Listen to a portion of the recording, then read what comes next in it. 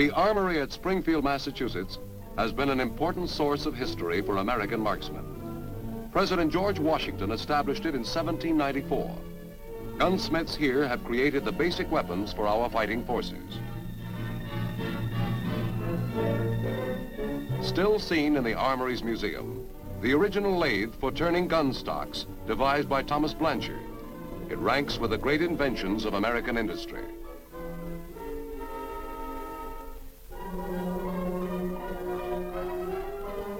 The Billinghurst Requa, one of the first attempts to increase the firepower of the soldier. One charge fired all the barrels. The Gatling gun, an early forerunner of automatic weapons, product of the mid-19th century and the beginnings of American mass production methods.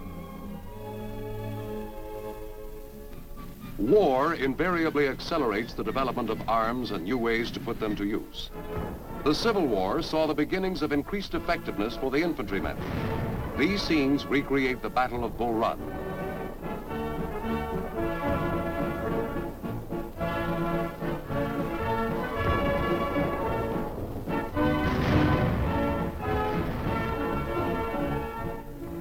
A new century dawned, and interest in marksmanship had been stimulated by the recent Spanish-American War.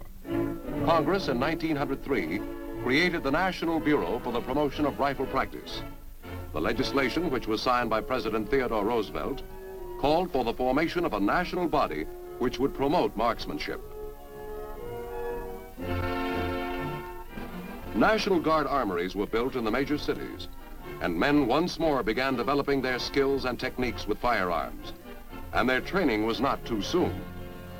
In Europe, German militarists were seeking to once again dominate that continent. By 1914, the highly trained troops of the Kaiser were on the march against the Allies. The world was plunged into war. By 1918, 1 million Americans were under arms on the battlefields of France.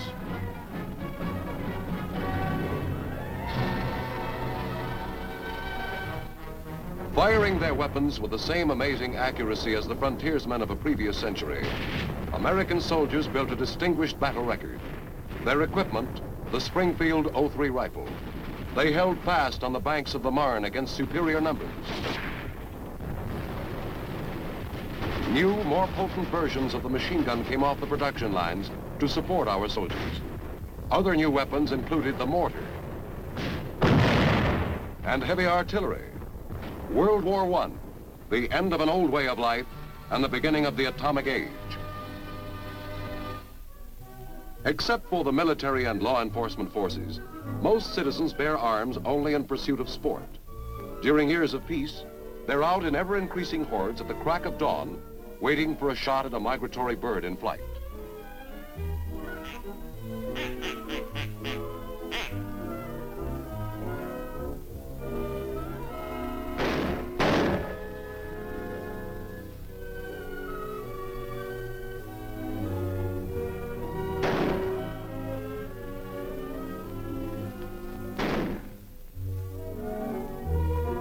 The period between World Wars I and II was a time of tranquility for the civilian marksman. But the Army was busy. Maneuvers were constantly held to keep abreast of new technical developments and equipment, and to carry out the peacetime mission of the Army, preparedness. In 1936, the American soldier was armed with a new rifle, a gun of tremendous power and accuracy, product of many years of research. An investment by our government in the time and talents of a man employed at the Springfield Armory Small Arms Center. The man was inventor John Garand, who here explains the evolution of the M1 rifle. I'm speaking to you from this United States Armory located at Springfield, Massachusetts. You are going to see some of the work that we are doing here at the present time. However, allow me to tell you some of the development at this armory from early colonial times to date.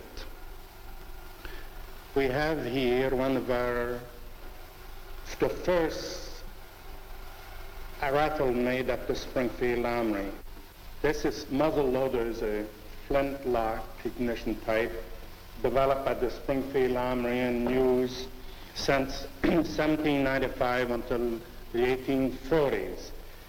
Then this muzzle loader cap ignition primer was developed by the Armory and used until 1873. And this centerfire fountain action came into use for the same purpose. This is the 1903 Springfield rifle that was made famous in World War I and is still a good rifle today. In World War I, about 1916-17, I got interested in making an automatic rifle. And this one here is a gas piston operated automatic rifle that was developed and manufactured at the Springfield Armory in World War II and to date. This happens to be the 3 millionth rifle of this design. By the way, this is a forging from which the receiver of the M1 rifle is manufactured. This forging is produced in our own armory, Springfield Armory shops, and on drop hammers, and represents a rather heavy weight, several times that of the finished receiver used on the M1. For the future, we should develop a lighter rifle with the available lighter ammunition that we have now, and alloys, steels, better knowledge. It should be a nice project for the younger generations to tackle and furnish our infantry with the best rifle in the world in years to come. More than 1,800 separate operations make an M1 rifle. And this drop forge is one of the first steps as raw steel and wood are transformed into an instrument of deadly accuracy.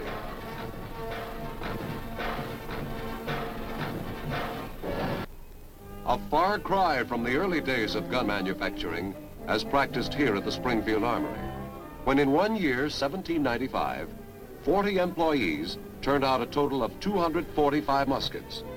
At its peak in modern times, daily production reached 4,600 rifles a day. But the use of machine tools has never affected the high standards of manufacture at Springfield, a tradition established right from the start, when gunsmiths had to pay for the material if they spoiled a part, and they faced fine or imprisonment if their gun didn't shoot straight.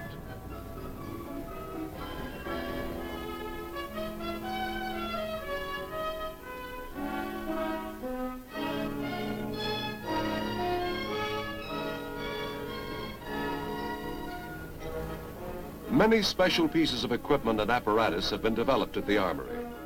A strange-looking machine is this barrel straightener, which is for visually checking and straightening the new borings.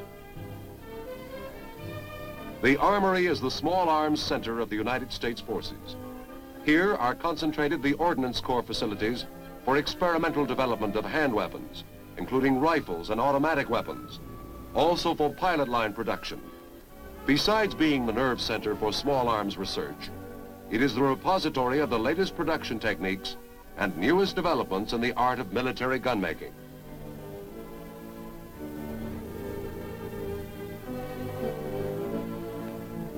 Constant inspections make certain that Springfield products measure up to specifications. The Armory also checks civilian-produced items for conformance to standards. The Inspection Division trains and supervises personnel assigned to civilian plants. Close tolerances are necessary for parts like this receiver. The ghost of Thomas Blanchard stalks the woodworking shop as a modern counterpart of his lathe changes blanks of American walnut into gun stocks. In addition to its normal production, the Armory is required to have extra capacity to handle special emergency jobs. a weapon of limited application might take many months to produce outside. The 93 separate parts which constitute the M1 are all turned out from raw material, each of them fabricated with precision and interchangeable in any other M1 rifle. High standards are rooted in the American tradition of rifle design, standards which have produced a variety of models, all of which have been able to match or outperform the rifle used by enemies of the United States. These standards are preserved in the manufacturing methods at Springfield, methods and trained personnel held ready to be passed on to civilian plants in time of national emergency.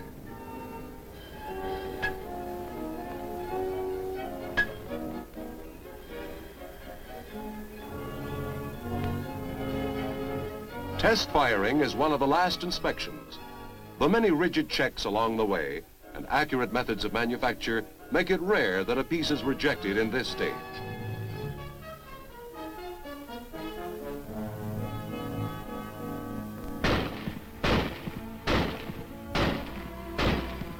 The tradition of Springfield Armory, pride in craftsmanship, together with willingness and a goal toward which to point, has resulted in superior results. The best small arms in the world, insurance against aggressors. Aggressors who bomb without provocation, raining death upon helpless civilians, destroying homes and civilizations. This was Adolf Hitler's contribution to the world in 1939.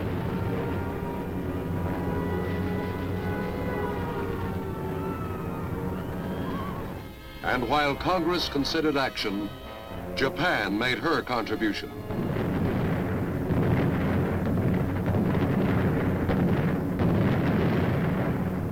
With the sneak attack on Pearl Harbor, America was in a war on all seas.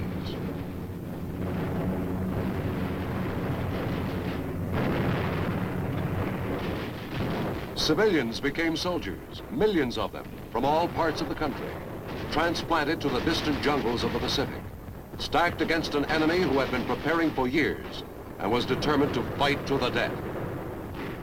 Slogging and blasting their way from island to island, with every inch stiffly contested and every yard gained only through vicious fighting. New concepts quickly became routine as infantrymen developed the tactic of vertical envelopment. Taking a cue from the enemy, the Germans' successful airborne invasion of the island of Crete, American forces quickly enlarged the scope of the flying infantrymen and created a tremendous airborne striking force. But even though the tactics might be extraordinary, the paratrooper was still a rifleman, and when he landed, he fought with the same weapons as the infantrymen who advanced on foot.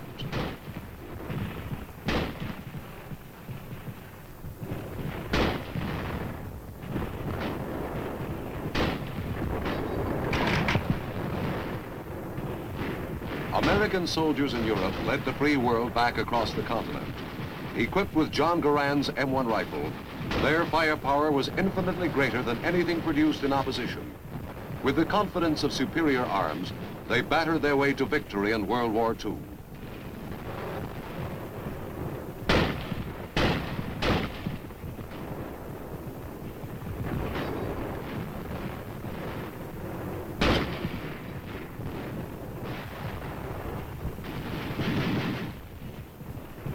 By 1945, it was back to the ways of peacetime. If you wanted to shoot, it was usually in some sort of competition. Targets made of clay.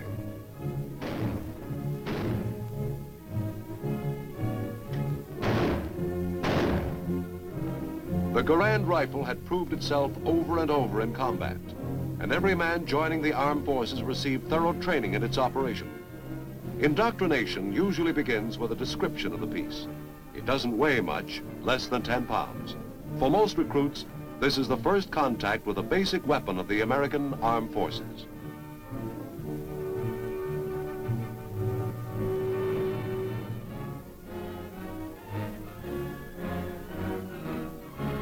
They learn that the gun fires 8 rounds semi-automatically. That is, you have to pull the trigger each time to fire a round.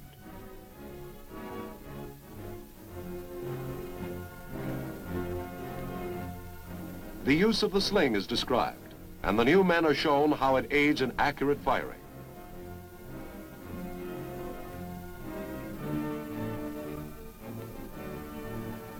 But performance is the only factor that's important in a rifle.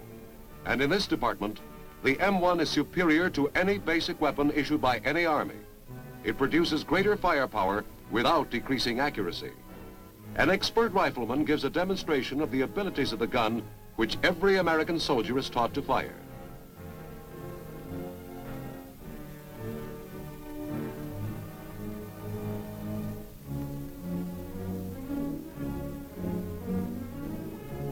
The rifle is first demonstrated being fired from a prone position.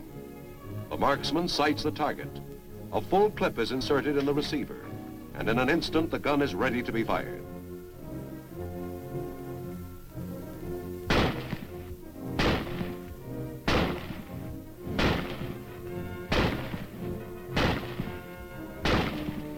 The cartridges are automatically ejected, and reloading is a simple operation. Simply insert another clip of 8 rounds and commence firing.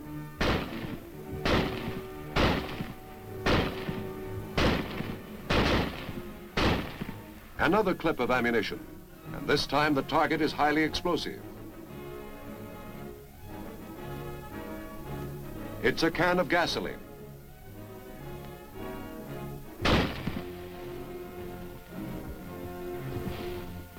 As new arms are developed, troops must undergo constant training in their use. When a new weapon, such as the recoilless rifle, comes off the production lines, it's a big job to teach its operation to millions of men.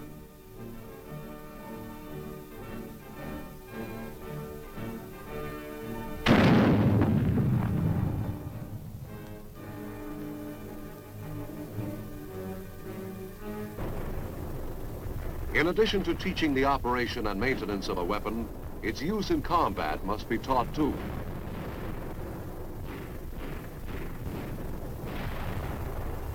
There is no margin for error when the chips are down, when the bullets and projectiles that fly overhead are real. A situation soon to come in the summer of 1950.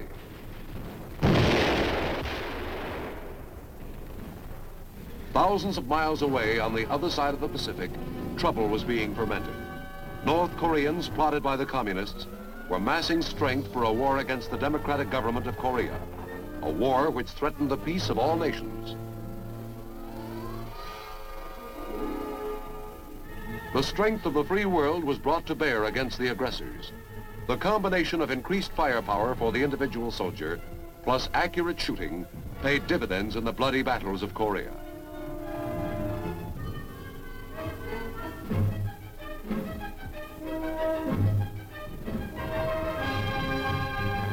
On the firing lines in the hills and mountains, American soldiers defended the cause of freedom and stopped the threat of communists overrunning the Far East.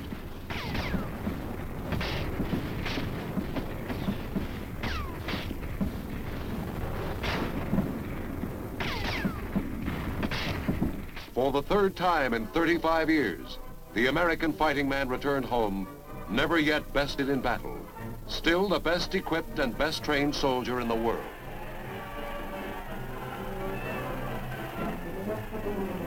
Once again, our Army took up its peacetime mission, preparedness and unrelenting vigilance, training in the use of newly invented devices such as the sniper scope, which gives a man eyes to see in the dark.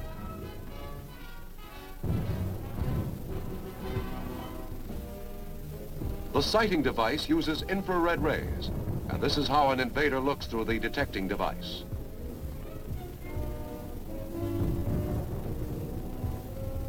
Camp Perry, Ohio, is the site of the World Series of Marksmanship, the national matches, sponsored jointly by the National Rifle Association and the National Board for the Promotion of Rifle Practice.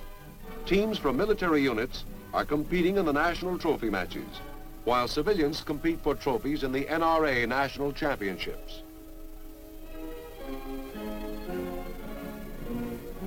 Service personnel are from all over the world. They've qualified for entry by winning titles in their regions.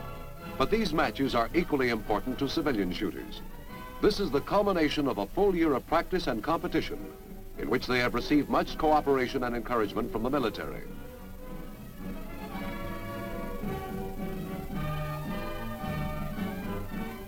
The Small Arms Firing School is in session during the matches. Here, members of National Guard units and members of friendly foreign armies and civilians receive instruction in the construction, operation, and firing of the M1 rifle. These championship matches increase the knowledge and skill of the participants and are helpful to the Army-wide marksmanship training program. Men who can shoot and hit the target are usually able to teach others to do the same thing, both in the service and in the thousands of rifle clubs across the country. Some of these men will represent our country in international competitions, such as the Olympic Games and other World Championship rifle and pistol events. Trophies won by Army competitors at these national matches were presented in a ceremony at Washington, D.C. by Army Chief of Staff General Matthew B. Ridgway. Corporal Edward F. Grimes, Fort Nevins, Massachusetts, presents the Daniel Boone Trophy. Corporal Grimes was the winner of the National Trophy Individual Rifle Match, defeating more than 750 competitors. This gave the Army victory in 3 of the 4 matches sponsored by the Army.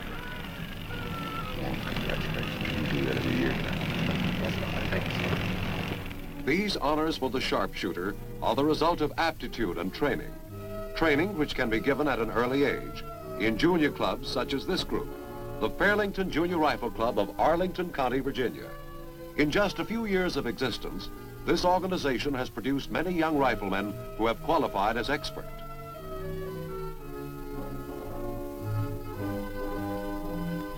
The group was organized by 12 members under a charter from the National Rifle Association and was thereafter immediately affiliated and enrolled with the Director of Civilian Marksmanship, Department of Army. In doing so, they became eligible for Army assistance as prescribed by law. One of the principal advantages is access and use of this government-owned firing range at Fort Belvoir. All regular summer and winter practice sessions of the club are held here.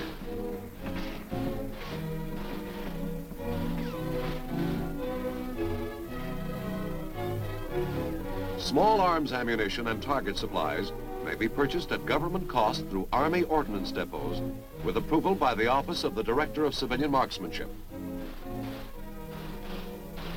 Many of these children, because of their physical size, are unable to effectively handle the heavier government-owned weapons and thus are required to purchase their own so they may be modified. Through simple modifications, even the youngsters are able to meet the requirements of proper shooting techniques.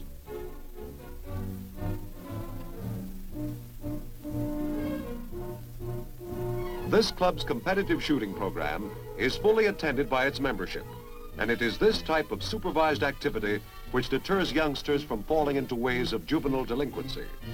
While the entire group has much team spirit, each individual is constantly striving for his or her own qualification awards. There is complete confidence in the leadership provided by the qualified instructors. Each member is trained in all of the same principles of marksmanship as taught by the Army. Proof of the value of proper equipment and of a continuous training program may be found in the fact that a team from this club, all under 14 years of age, won a national title during their second year of operation.